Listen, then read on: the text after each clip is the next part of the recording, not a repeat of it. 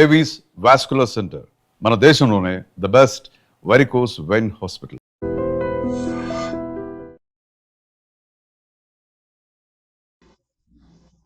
Namaste, welcome to iDream. I am your Vijitha with us now gastro-hepatologist Dr. Kavya Dendakuri. Let's talk to Madam now and clear all our doubts. Namaste Madam. Greetings. Thank you so much. Madam, many people say that the liver is damaged. That means suddenly we know without any symptoms before. When we go for a checkup, what are the symptoms that we know, Madam, when the liver is damaged? This is actually a very important question in advance. I especially thought to create more awareness on this because now there are 3 stages of liver damage. 1 may be fatty liver. 1 may be fibrosis in its next stage. Its next stages may be cirrhosis. Cirrhosis means 80% of the liver damage, as lemon meant, so if 80% of the liver is damaged, we call it cirrhosis.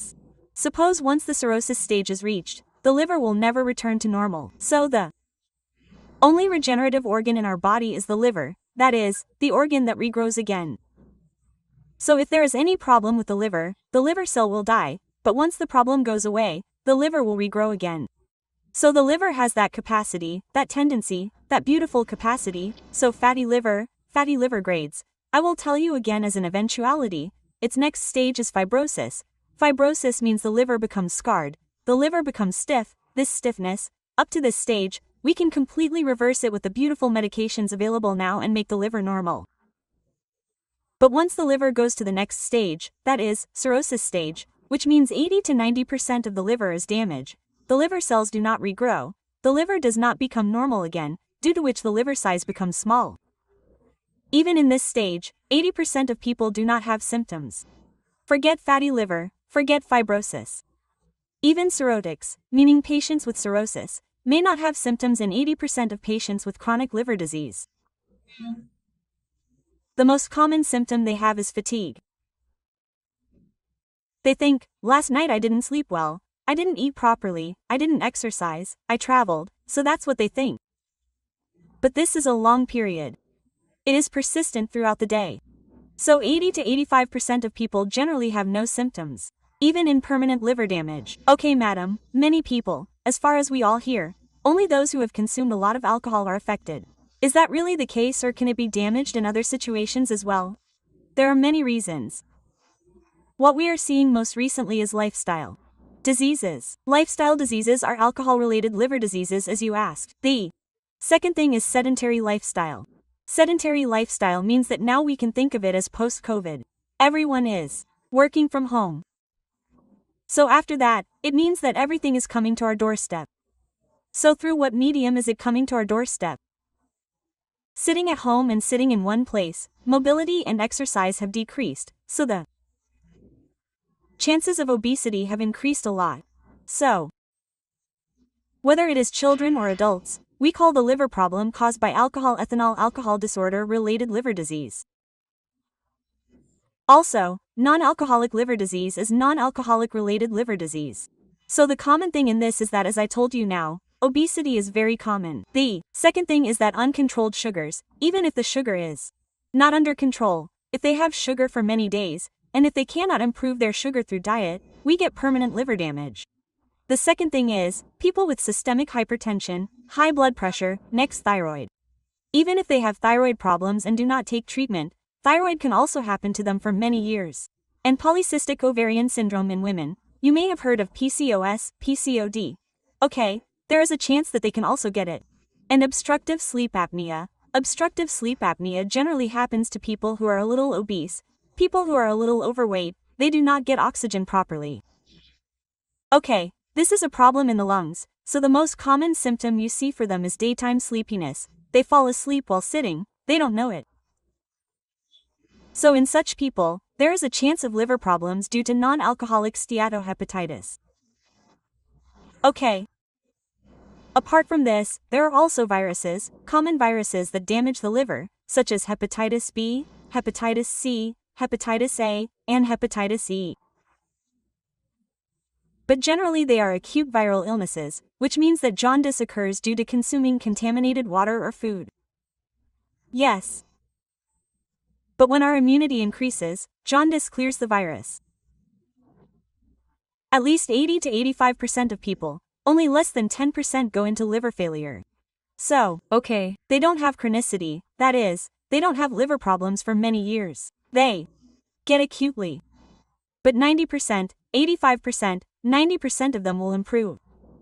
Only 10% of people have a high chance of going into failure. The rest don't. This is something that is seen more routinely. Next is autoimmune disorders. Autoimmune disorders, which is generally what our immunity does. Suppose we have a problem, our immunity helps to protect us from that problem. For example, suppose we have a fever, a cough, or a cold. When that bacterial virus enters our body, our immunity tries to send that virus out. This is the role of our immunity, but suppose this immunity affects our liver cells. We call this autoimmune liver disease. So there is a chance of liver disease through our immunity. There are varieties of these, such as autoimmune hepatitis, PBC, which means primary biliary cirrhosis or PSC, and there are many varieties like this. Okay. So there is a chance of liver problems due to this too. So again in kids there are some varieties like Wilson's disease, hemochromatosis, again in adults some like that, so not only alcohol but also other than alcohol there are many reasons that are not related to liver problems. Liver problems also occur in young children. Some people, some people have faced it. Babies are born with jaundice, baby. So, when babies are born with jaundice, some people are called physiological jaundice. That is, this is normal. So, they are put under the young race. After a few days, the jaundice becomes normal. But for some people, there is a chance of problems in the liver, the ducts in the liver. What does the duct mean? Think of this as your liver. The liver produces bile juice, it flows from those ducts and we get digestion. So suppose there is a problem in those ducts, like biliary tract infection. Then their liver does not work. These small children are 5 or 6 days old. Not months, just days, 5 to 6 days, 1 week. They also have a chance of liver failure. So they do not have a chance of permanent cure through liver transplantation treatment. That is, if the liver has failed, generally a surgery is done for biliary atresia. It should be done before 40 days. But suppose it is not detected before 40 days, then this surgery will fail. For them, the only permanent cure is a liver transplant. There are many such children too. Madam, transplantation is mostly a matter of taking a little tension. How is it like, madam, how is that process all that? So liver transplantation, earlier, 10 years ago, 10 to 15 years ago, there was no liver transplantation in India. Only we used to go to other countries outside Singapore and get liver transplantation done. But now, with the advancements we have, due to the very good hospitals and doctors we have, India has got liver transplantation. What is liver transplantation? So there are two types. One is that, first, the liver is permanently damaged. Now, we have to see if the liver of those patients is permanently damaged.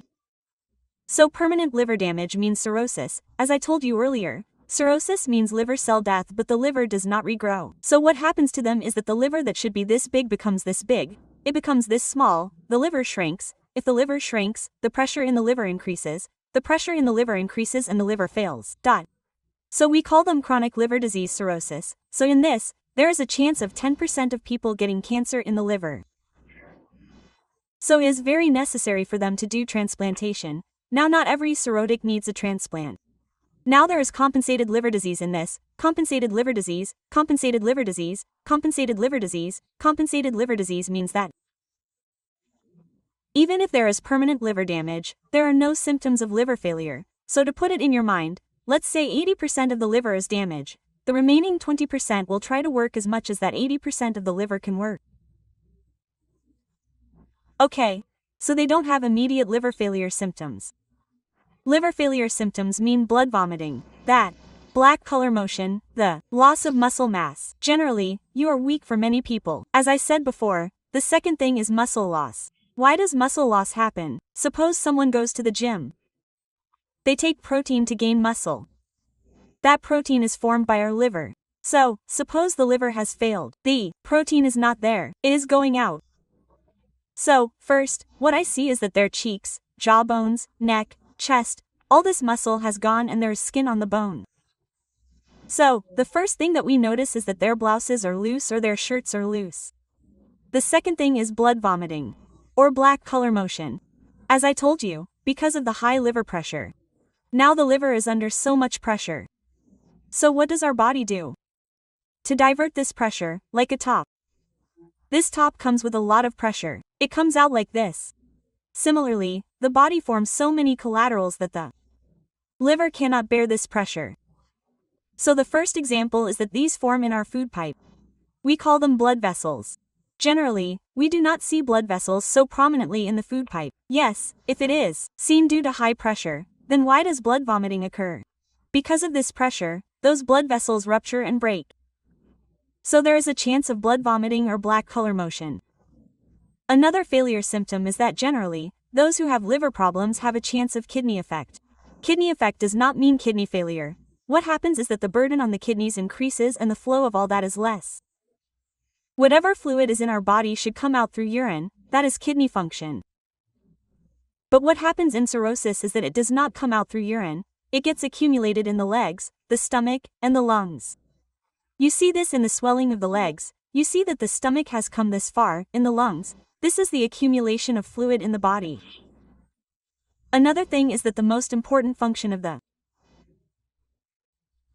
liver is to detoxify, which means that whatever is not needed in our body, whatever toxins are present, they are detoxified and taken out through our stools through the liver motion. But when there is no liver function, these toxins go to the brain. Okay, what happens is the first symptom. We generally do not go to bed early, we go to bed at night. This is the opposite. So altered sleep rhythm means they don't get night sleep and they get early morning sleep. Another thing is forgetfulness. They forget small things slowly and slowly. The third thing is falling asleep while sitting up, more early morning sleep. There are grades like this, the fourth grade is coma. Okay, so this is a liver failure symptom, a very important thing. We know now that liver cell death occurs, didn't I say? So anyway, jaundice is present in them. So apart from these, it is very important that when there is liver disease, when there is cirrhosis, why do we need to know that there is a chance of cancer in them? So when cancer comes, we always tell my patients that no matter where you are in the world, once cirrhosis occurs, you should definitely have a CT scan once every 6 months. Why do we have cancer? If we have a CT scan every 6 months, we can detect it permanently at an early stage. So it can be cured permanently, whether it is just a part of the liver removed or a liver transplantation is done. So, these are complications. So those who do not have these are called compensated cirrhosis. Those who have these are called decompensated cirrhosis. Those who have compensated cirrhosis, that is, those who do not have these complications, these liver failure symptoms, some of them are fine for a few years. They should come with regular follow-up, that is, blood tests once every 3 months, CT scan and endoscopy once every 6 months. But those who have this liver failure should definitely get a liver transplant because every symptom that I have told you now is liver failure. This liver will not get better. So as long as this liver fails, you will keep getting these symptoms, so if we only treat it, there is no use. So, what is the causative agent, the failing liver? So if it is removed, these symptoms will stop. Okay, so there are 2 varieties of this.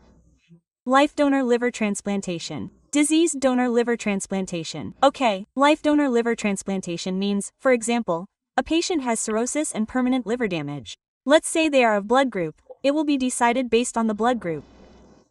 Whoever we are talking about is a life donor now, so they should be family donors. Okay, they should be of the same blood group. They should be more than 18 years and less than 50 or 52 years old. They should come forward and say, I will give them to them. Okay, why is this a criterion?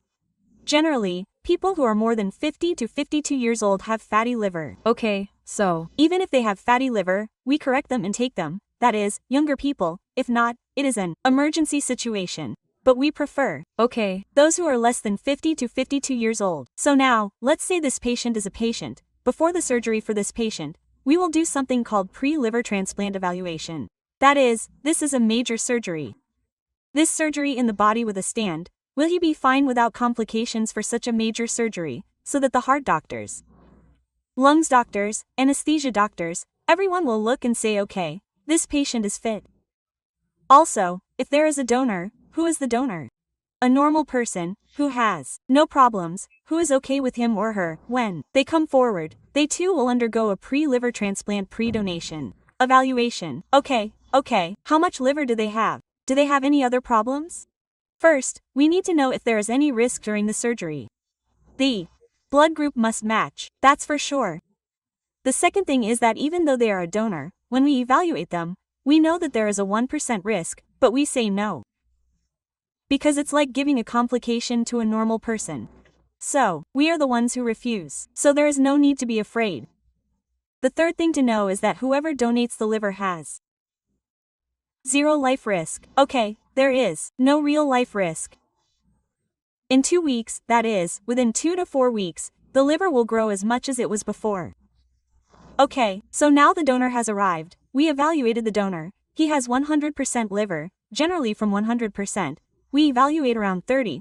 How much weight does he have? How much weight does he have? And so we have evaluation calculations. Based on that, we decided to take how much. For example, let's say we took 30. Whoever this patient is, we will remove their entire liver, because the damage is done. So we will give this 30% to the patient. That donor will have 70%. He will have 30%. Within 2 to 4 weeks, he will go from 30% to 100%. He will go from 70% to 100%.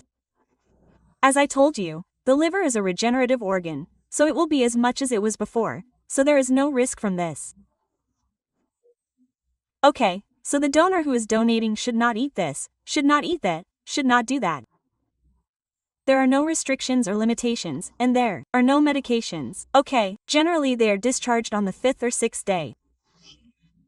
Okay, I know that my particular patient donors are marathon runners, day-to-day life carry-on.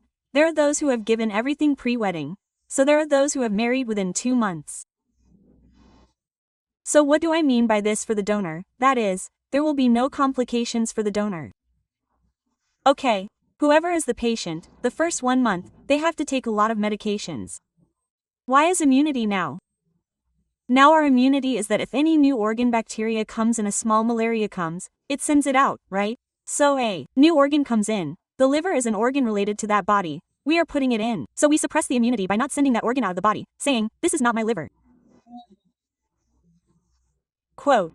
Okay, a little bit. So when we suppress that immunity, there is a chance of getting infections. To prevent those infections, there are a little more medications in the first month and the second month. Then lifelong is just 1 tablet, that's it. So that's about life donor. The second option is disease donor liver transplantation. Disease donor means there is no family donor, that is, there is no same blood group, or if they are evaluated, they are not matched, or if the age criteria are not matched, we will take a disease donor. Disease donor means that someone has died.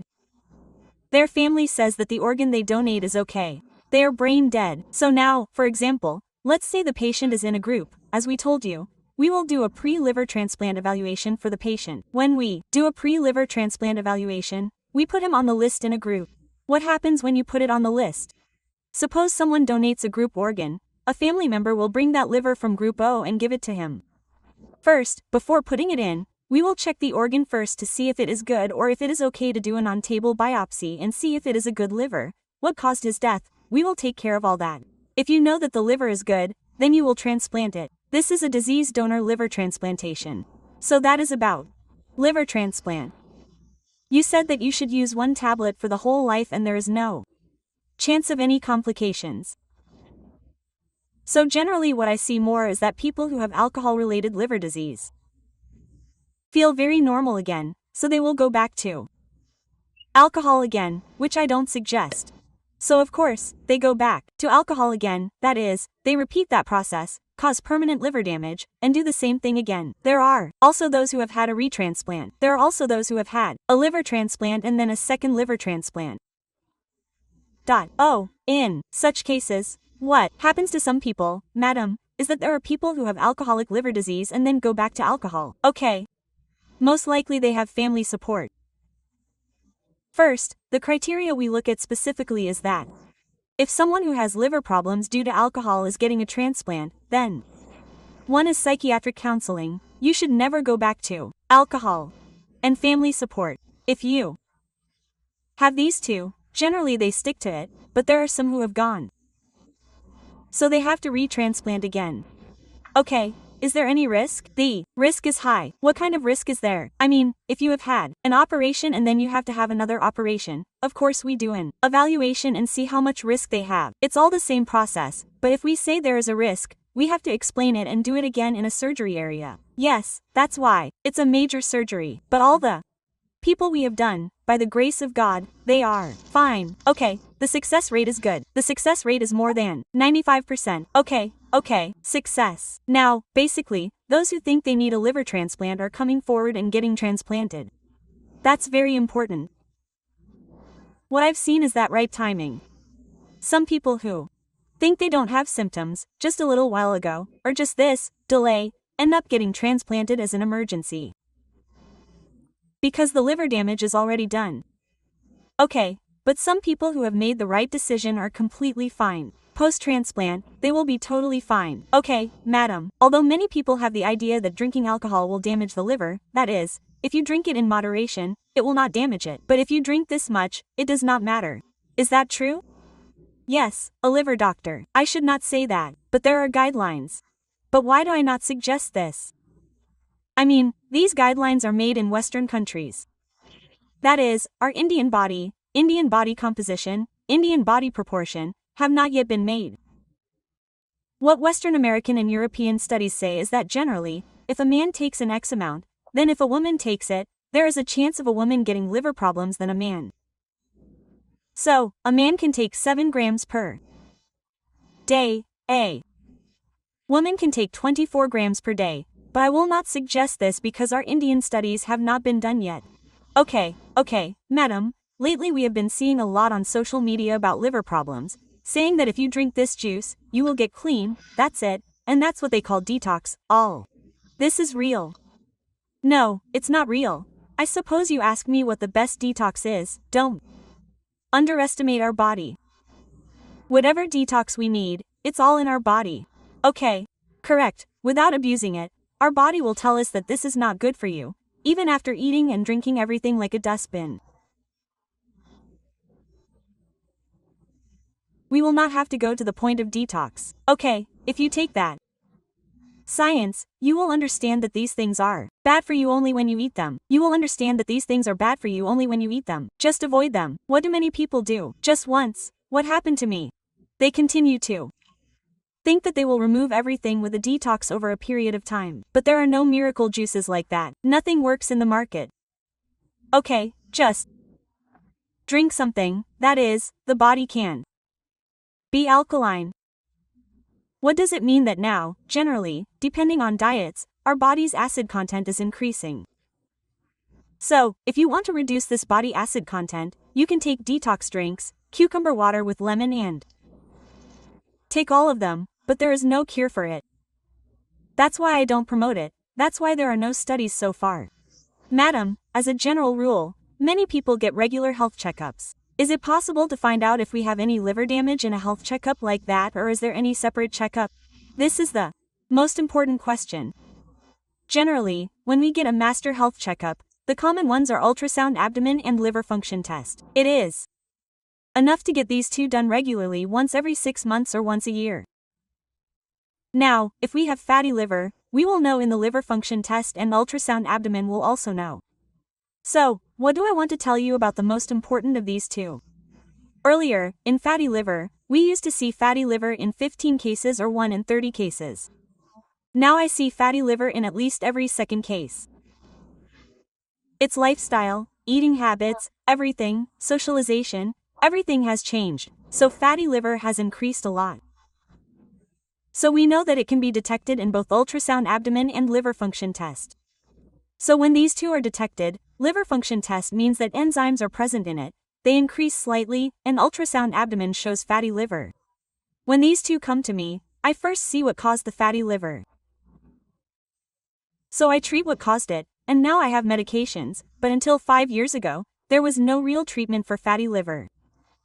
What we used to say is, take this diet, reduce fat a little, take carbohydrates moderately, take more protein, lose weight, do strength training. That's what we used to say. But with the current medications, as I told you, even if the fibrosis stage is fatty liver grade 1, grade 2, grade 3, grade 4, and even if it goes beyond this and goes to the fibrosis stage, we have medications that can completely reverse it. So, as you asked, ultrasound liver function tests are included in our master health checkup. If we get that done, we will know. But if there is anything further, we will have to do some more evaluation. Madam, we hear fatty liver, we are talking about it, but what exactly is fatty liver, madam? So generally, fatty liver means, as I told you, liver cells, this is the liver, there are cells in the liver. There are cells in every organ, just like there are cells in the liver. Less than 10% fat is in the liver, that is normal. Okay, but if more than 10% fat is in the liver, we call it fatty liver. So what happens is, let's say this is a liver cell. Normally, a liver cell looks like this. Fat accumulates, it balloons, it gets a little bigger. If you don't do anything about that fat, it's because of sugar, it's because of BP, it's because of obesity, it's because of diet. Why is that ballooning even bigger? So inflammation happens. Inflammation means that now we have a blow here. It turns red around it, we call it inflammation. The same thing happens to the liver. If we leave it, this inflammation will become stronger, and if it gets checked, what will happen to us? We can say that it's checked here, it's fibrosis. Okay, if that too is not treated, the liver will go into permanent damage. Are there any other separate tests to find out what is permanent damage after permanent damage? There are chances that we will know that permanent damage has occurred in the ultrasound abdomen liver function test. Because in permanent damage, the liver size becomes smaller. As I told you earlier, due to the small size of the liver, the veins become formed due to the high pressure. We can know them a little basic idea in the ultrasound. Plus, some tests that should be normal in the liver function test become slightly abnormal. So, if we say altered ratio, AG ratio, we will advise tests like CT scan ourselves.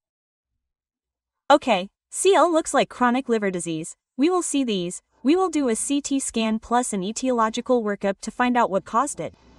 Okay, if we adopt a healthy lifestyle, we will not have any chance of getting such health issues, madam. What should be the real lifestyle? This is a problem. What I mean is that what can be followed as a common rule is that whatever our sleep pattern is, we should follow it first. It means getting up at sunrise time is okay, 5:30 to 6 is okay, and we should have dinner by sunset time. Many people have dinner at 10, 11, 12. So the first thing is to get up at least 20 to 30 minutes of sunlight exposure is okay. Apart from that, if there are no contraindications, drink 2 liters of water.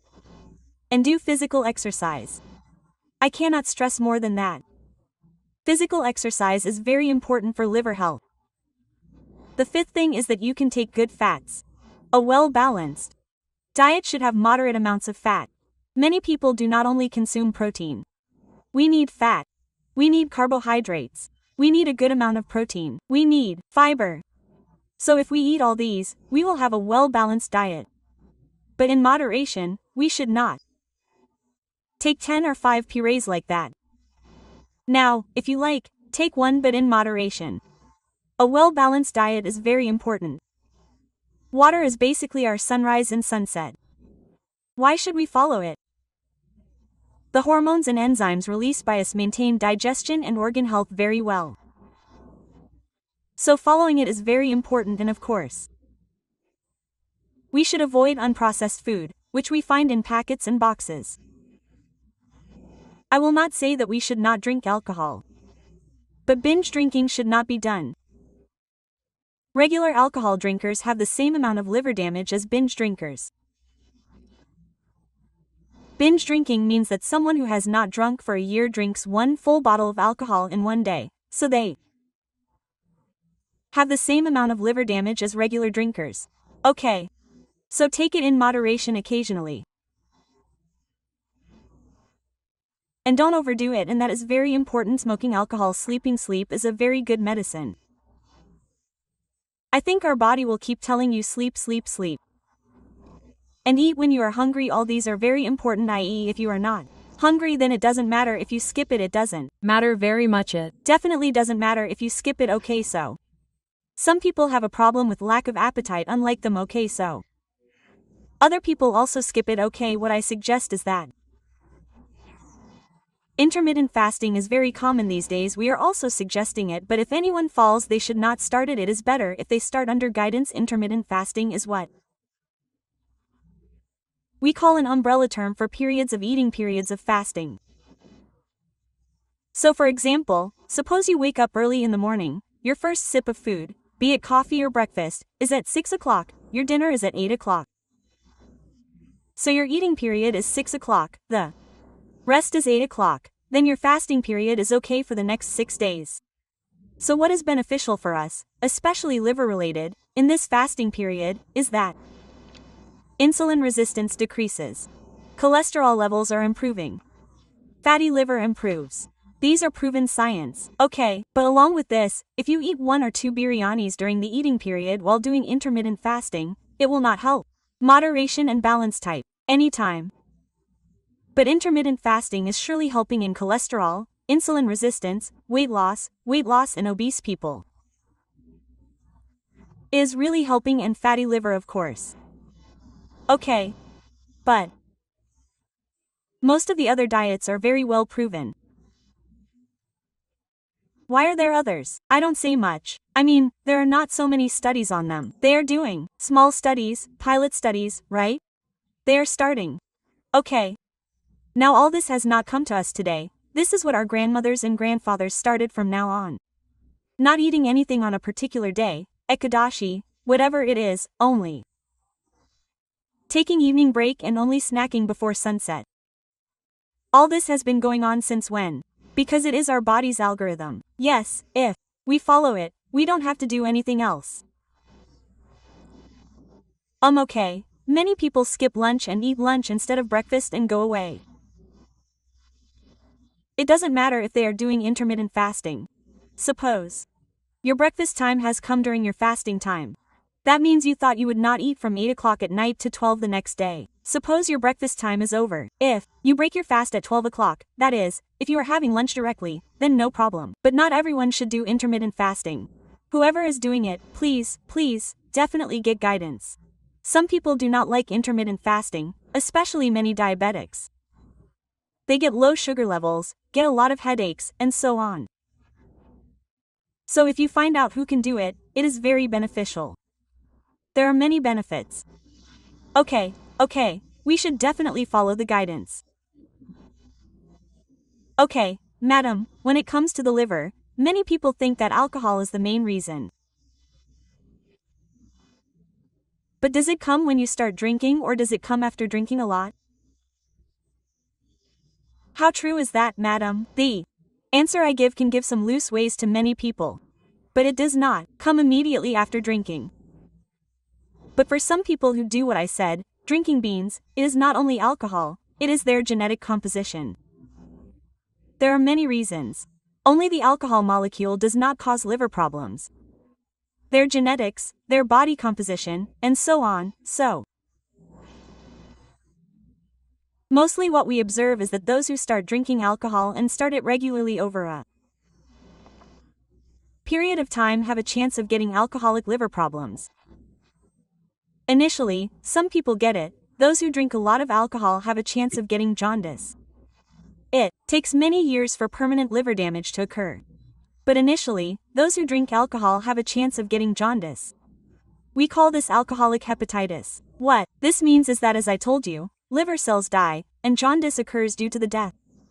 This is dangerous as chronic liver disease. So if they don't stop drinking alcohol, they will also go into failure directly, like we did with fatty liver fibrosis cirrhosis.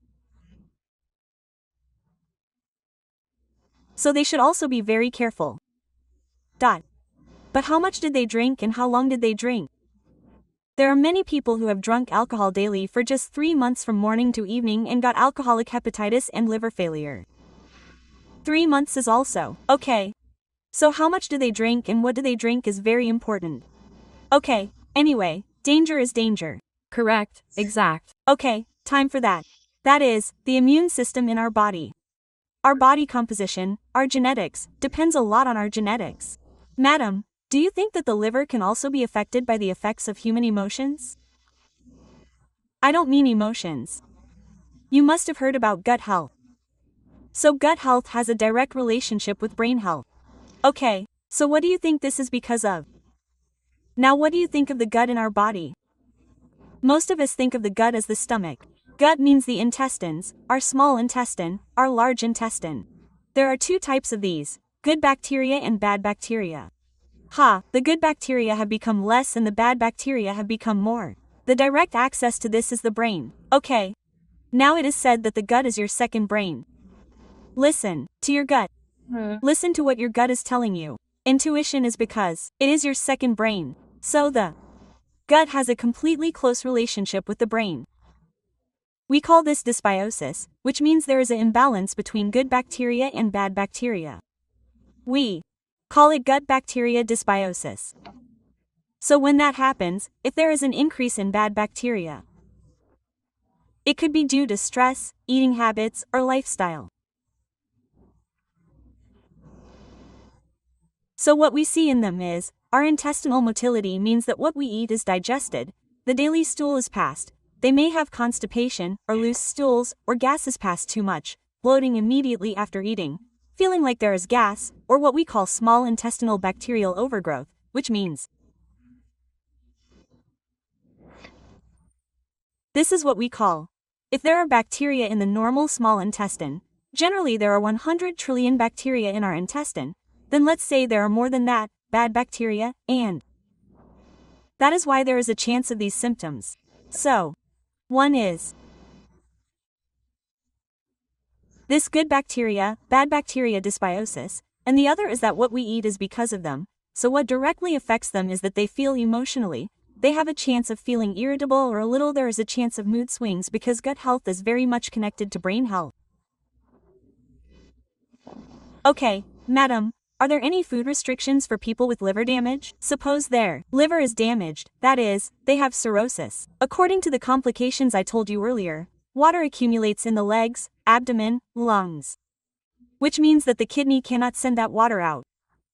Then, if we take too much water or too much salt, there will be water retention, which means that there is a chance of swelling in the body. So, we will check their calculations, their sodium levels, and all that. What we generally restrict for them is that in the initial stage, they should not take more than 1.5 L of fluid per day, whether it is water, juice, coffee, tea, water mixed with protein powder, or water. And salt 2 grams per day is all that. Pickled foods, snacks, whatever they are, they have a lot of salt in them, they should avoid them. Okay, the second thing is that there is protein loss, so there is muscle loss, so they should take more protein. The most important thing is that many people are afraid that even if they have liver problems, they should not eat chicken or fish. Which is wrong. Okay, even if there is no burden on the liver, assume that you are taking non-vegetarian food. Chicken, fish, egg white, etc. are very good for the liver. Of course, deep-fried fries should not be given. But like gravy or boiled is much better. Vegetarian think rajma, chana paneer. Soya sprouts dals that we eat regularly are good in protein, so protein supplementation is very important in liver failure, this muscle wasting, this weakness. I would say deep-fried foods, fatty meals should definitely be avoided. Spicy food also like that. Spicy is okay now, many people are consuming less salt so they can garnish it with pepper or lemon. Our criteria in diet salt water is okay. Okay, that is, as you said before, even if there are no other symptoms, only swollen legs like this, that is, it is in the swelling of the legs. Swollen legs come due to many reasons. One is the liver or there. Any other reason swollen legs cause swelling of the body, that is, kidney problem, heart problem, thyroid and many more. So I am saying that it is caused by liver problems. So there are other things that can be restricted due to liver problems, so what you need to restrict is salt and water. Madam, many people do not really like drinking coffee or tea. They say that it is good for them, but some people say that they should not drink it at all. They should not make it a habit. Madam, can people with liver problems drink coffee or tea, especially? This is a very important question. What recent studies have proven is that people with fatty liver should not have migraines, palpitations, some people should not drink coffee. People with that problem, other than those who just have fatty liver, 2 cups of black coffee per day, that is, no sugar, no milk. Just black coffee per day is actually beneficial for fatty liver, it reduces fatty liver. Recent studies have told us that for those with fatty liver, as you asked, coffee is actually good. Of course, many people are used to milk and sugar, but if you can change that, you don't have to give up coffee. Okay, there are. Not so many studies with tea. So we don't know whether tea is beneficial or not, but definitely 2 cups of coffee per day, black coffee per day. If someone has a contraindication or not, it is good for the liver, it is good for the fatty liver. Okay, madam, many people who drink black coffee say that they can add lemon, mint, etc. to it, so there is no harm in it. Only calories should not be added, that is, sugar, milk, protein, milk, etc. They should not add any flavors to plain black coffee. They can. When it comes to green tea, madam. Many people ask, is green tea important? I know that. It doesn't do anything much, that is, it doesn't help with weight loss, it doesn't benefit the liver. I haven't read it yet. We don't even promote it to anyone. Okay, but we hear that many people say that it is very useful for weight loss, as you said. Correct. Okay, but for the total amount, you can drink 2 cups of black coffee. Those who have liver problems can. Definitely. Drink it. Thank you, madam. You have explained it in great detail. Really, if you watch this video from the start to the end, all your doubts related to the liver will be cleared. Thank you, madam. Thank you very much. Thank you.